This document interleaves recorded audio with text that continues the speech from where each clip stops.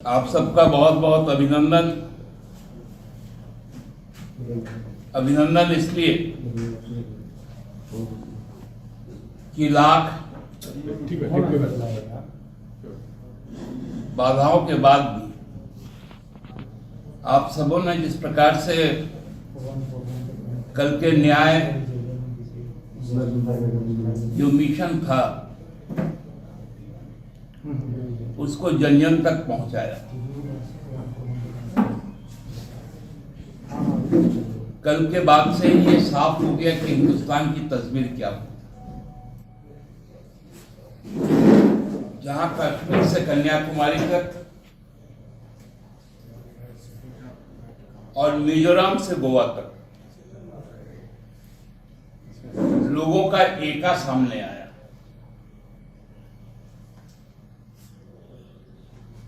सबके दिल में जो मैंने महसूस किया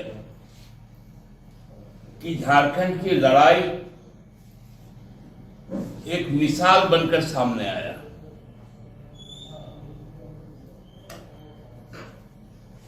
राहुल जी ने भी इस बात को कहा इशारों में कि उनके एक पूर्व बहुत वरिष्ठ नेता ने सोनिया जी के सामने जिस प्रकार जाकर हाहाकार किया कि मैं जेल नहीं जाना चाहता, इसलिए मैं कांग्रेस को छोड़ रहा हूं। इस बात को यह साबित करता है कि जो समझौता विहीन संघर्ष जिसका नारा इसी रामगढ़ में 1939 को नेताजी सुभाष बोस ने दिया था और जो एंटी कॉम्प्रोमाइज मूवमेंट कांग्रेस से निकलकर, तत्कालीन कांग्रेस से निकलकर नेताजी ने दिया था इसी रामगढ़ से, उसी नेमरा गांव जो आज रामगढ़ का हिस्सा है, वहां का लड़का हेमंत सोरेन ने इस बात को दिया कि हम समझौता विहीन संघर्ष करने को तैयार हैं।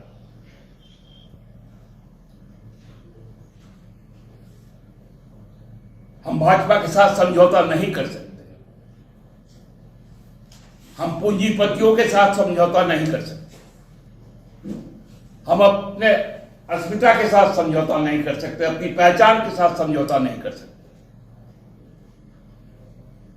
हम अपने जल, जंगल, जमीन और जानवर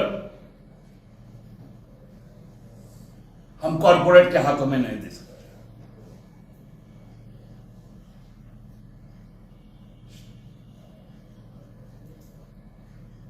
चंपैदा ने भी इस बात को कहा कि झारखंड ने जिस प्रकार सामने आकर काम किया है, आज देश को भी इस काम को करना है। कल्पना जी ने भी कही, जैसे झारखंड नहीं झुका है तो भारत भी नहीं झुकेगा। झारखंड लड़ेगा, भारत लड़ेगा, इंडिया जीतेगा।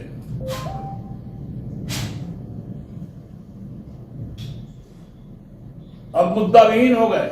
आज से मैं सुबह से देख रहा था,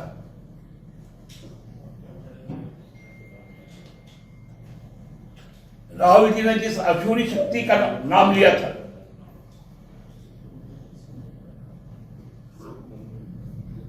उसको किस प्रकार से ये लोग टॉस करते हैं।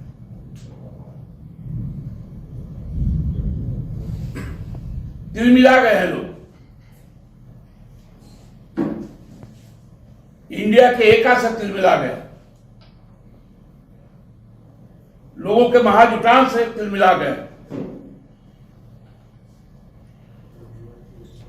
आप यदि उस भीड़ में रहते तो आपको आवाज सुनाई पड़ता।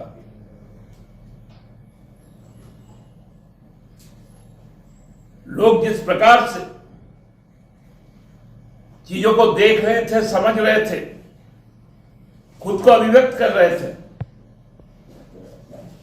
मैंने अपने 3 दशक के राजनीतिक जीवन काल में ऐसा आहट कभी नहीं सुना, क्योंकि 74 हम लोगों को याद नहीं। वैवाहिक जरूर था, लेकिन उस समय वो बोध नहीं था। लेकिन हमको लगता है कि वो बोध दोहरा रहा है।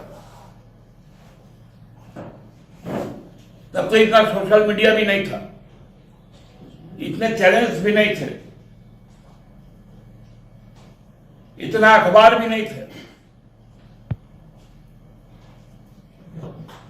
केवल सरकारी प्रसारण संस्था थी, कुछ अखबार थे,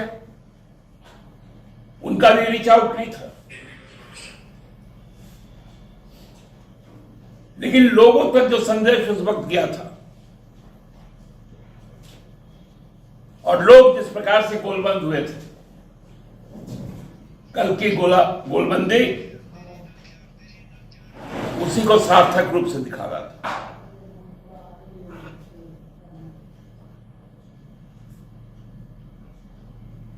हम लोग शुरू से कह रहे थे कि सारक में चुनाव करवाओ।